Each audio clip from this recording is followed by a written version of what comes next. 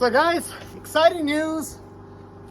Both of my babies are operational. That means we could continue working on things to come for these Mazda RX8s, which I will explain in a future video.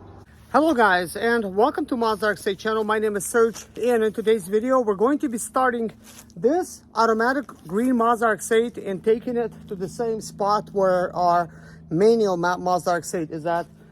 I have not started this car in a couple years as well, so wish me luck guys.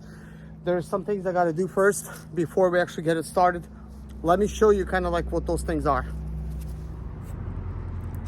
So first of all, a while ago I removed the bumper to replace a bad radiator. I installed this aluminum radiator in here, and then I purchased a silver Mazda RX8. And when I purchased it, I realized that this aluminum radiator would work best in a silver one. I just ran out of time. And why is that? Well, this is an automatic one. So this is transmission lines.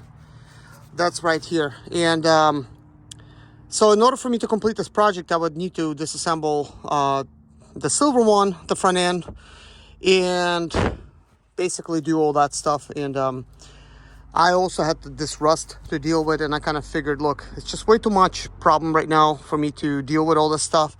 On top of that, I had stuff to do with the silver Mazda RX8, so I left it alone.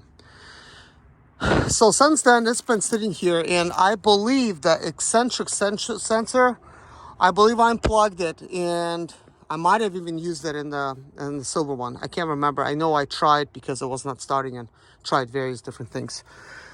Now, we can't just simply start up this car without having transmission lines plugged in. So my idea is to just run original Mazda RX8 line, but curve it and just basically connect them like that.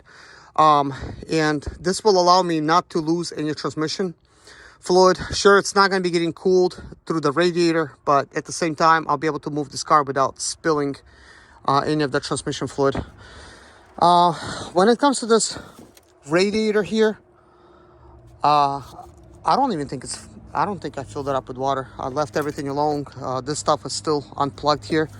So we're not going to be filling it up. So basically, I'm just going to start it up and move it. That's all. So I need to install the battery box. That way just the battery box is not going to move. So let's go ahead and get to installing that line first. So the eccentric shaft, which is located right there, you could kind of see it's a little bit silvery right there. I actually installed it from the bottom despite me having so much room at the top. It's just the bolt is at the bottom and you got to install it from the bottom. Let's see. Let's move these things up a little bit.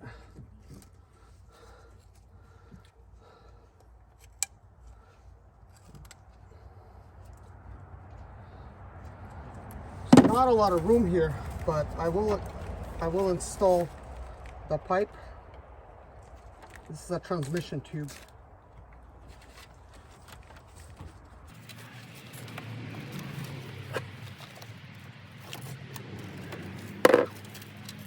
All right, so one end is on. Now I'm just gonna put the clip back.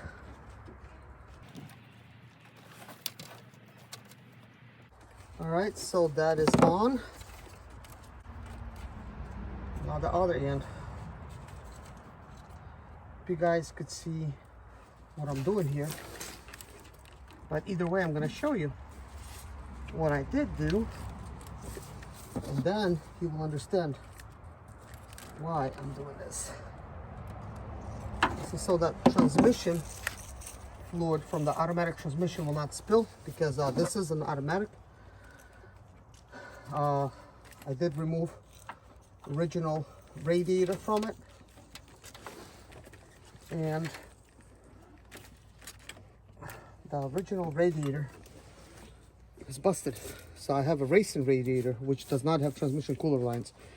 We will be removing this racing radiator and putting it on my manual and swapping out the radiators for the original. So now you could see this is what I did.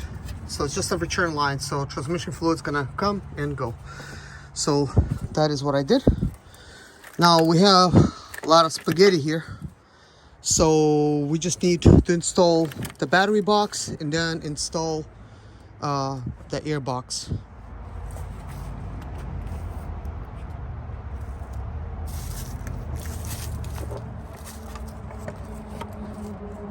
So here is the battery box.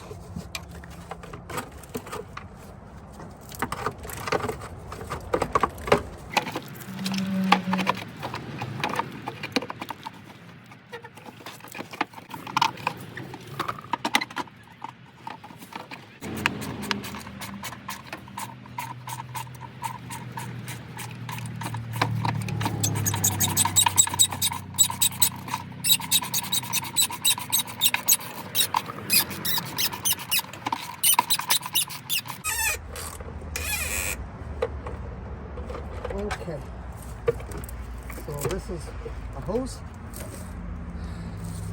So let's put a battery in it. Okay. So we're gonna put a battery. Here we have the positive.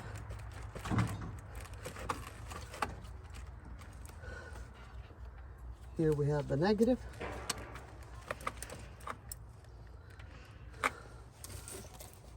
Now I'm going to tighten up the connections. Wait a minute. Okay, there it goes.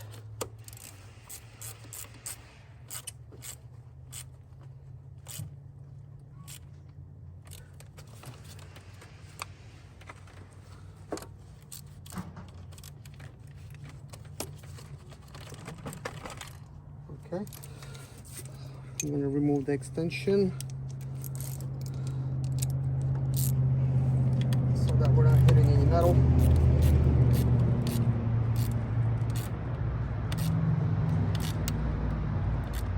Okay. Now we need to put the Mazda fuel sensor and everything back on. All right, I got my air box.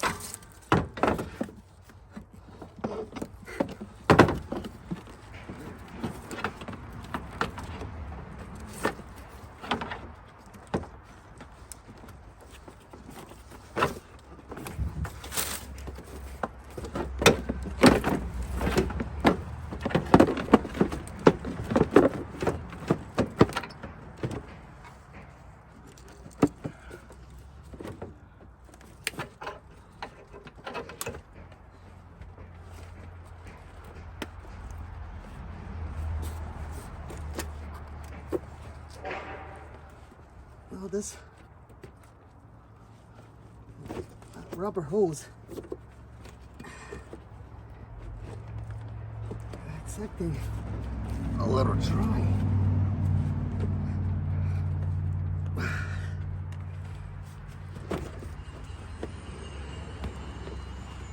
Okay.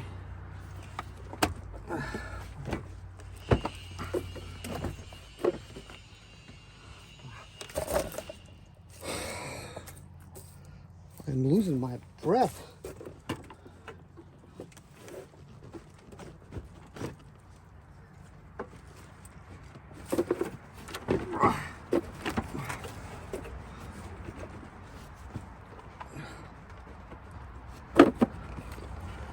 That hose has not been on that car for a very long time. Oh boy. All right. Losing some steam here. So here's the Mazda flow sensor. Plug that in.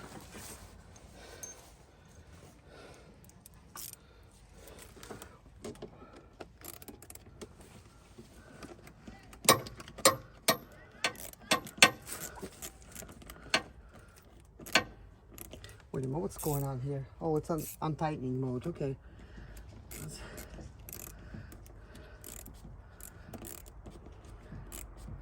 Okay, so I'm just gonna put an extension on it.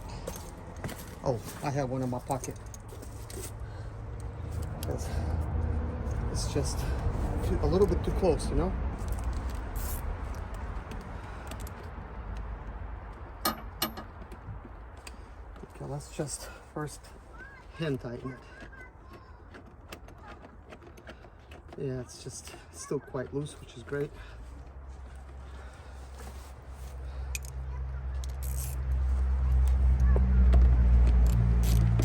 I'm going to be so surprised if it starts. This car has not been started like 2.5 years minimum. Well, heck, I started working on it before COVID. Still here.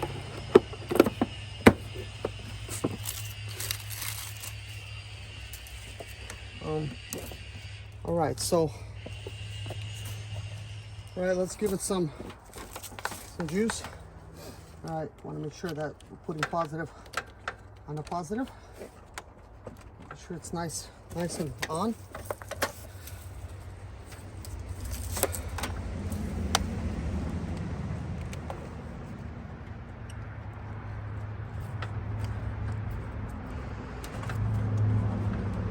Okay, so now I'm going to plug the unit in.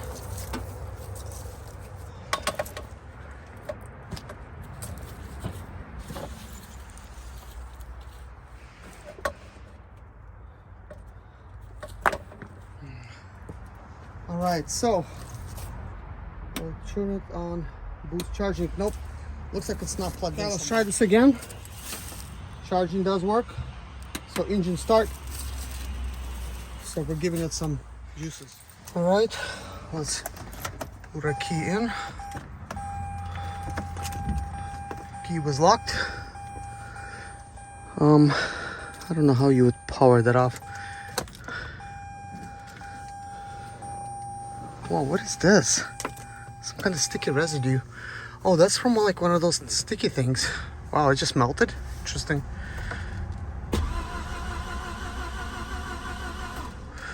All right, so we're gonna let things cool down a little bit. We got things circulating. Now we just need to wait.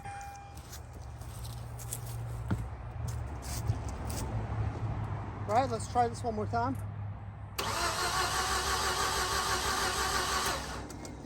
This is an automatic, so we're not going to be using clutch.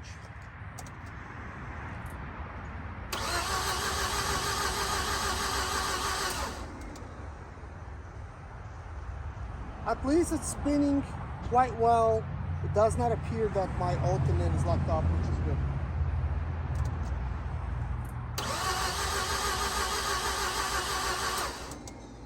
I did install a new eccentric shaft sensor. I really hope it's functional. While things are kind of cooling down, I'm gonna go underneath and check the connection. Hey guys, you need to work with a light. So I was working without a light when I was actually installing that eccentric shaft sensor because I could kind of see things, but I wasn't actually able to see anything else. I was able to see the location where it's going, the bolt where it's going, stuff like that. Turns out, even though it appeared to me like the bolt was nice and tight, and being that it's aluminum, I don't want to strip things, I did not tighten the bolt far enough, leading to the sensor actually shaking, not the connector. So I misdiagnosed it, sorry about that. But I think when your car's not starting, please check that, especially if you're a new owner or somebody's bringing in this car to you to work on. Maybe it's not on. Maybe it's just shaking.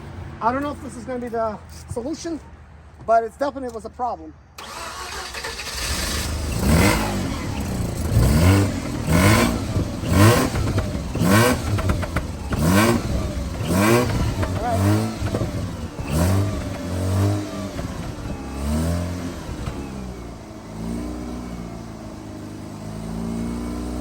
That was the first start, guys.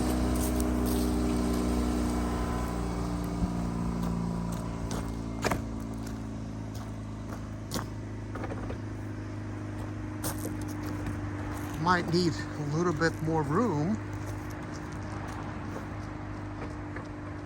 We will see.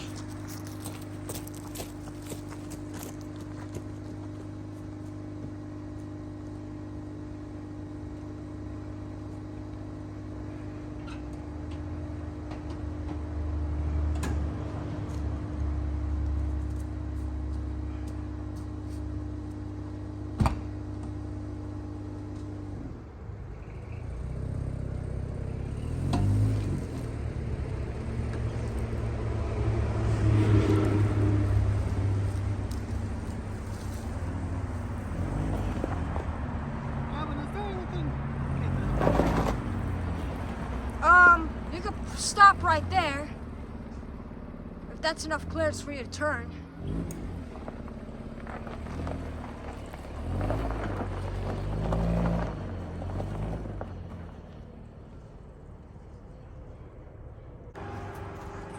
Okay, I want to make sure that we work kind of quickly, but I also want to make sure that it can... Kevin, can you climb on that side and open up this door? Forgot that the door handle's broken. So the alternator is working, so it is charging the battery, but the problem is we don't have any water right now in the radiator because we will be swapping out the radiator from that into this. We're gonna take this racing eBay radiator and stick it in that one, because this here is an automatic and it needs transmission to be cooled through the radiator. You could put an external transmission cooler. You guys seen kind of like what I did, just routed the line, so you could imagine you could just put like a little transmission cooler, problem solved. But this is going to be my little race car here. We will be experimenting. There's a possibility I'll actually install like a different radiator on it from a Cadillac North Star with like double wall, which will still be technically like original.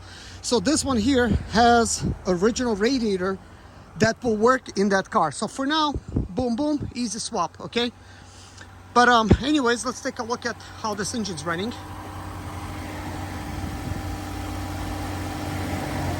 It's running very smoothly, so let's take a look. Smoking a little bit. I mean, it's been sitting for a while. I would definitely expect that. So good. All right, perfect. That's original muffler, by the way. I have an eBay one for it, which I'm probably gonna install on it. So let's take a look at the dash. As you can see, the car is still on cold. I'm not gonna do any crazy revving here. There is no water in here, and oil temperature is getting kind of like to the center, but that's a radiator temperature. So I will actually go ahead and shut this car down, but I just wanted to work a little bit, you know. So let's go ahead and actually shut this vehicle off. So anyways, guys, this video has came to an end. Thank you so much, guys, for tuning in, for watching this video, and just being here with me, working on this car and rooting for me to actually get this thing started. So you could see things are moving along nicely. We will talk some more. There's other videos to come. Please take a look at them, guys, and help me make the best decision when it comes to which car I should use for Lemons Racing. Should I even tear into this car being as nice as it is? Should I just like make it like a stock RX8 and just keep it like that? I mean, it just seems like a nice RX8 to do that.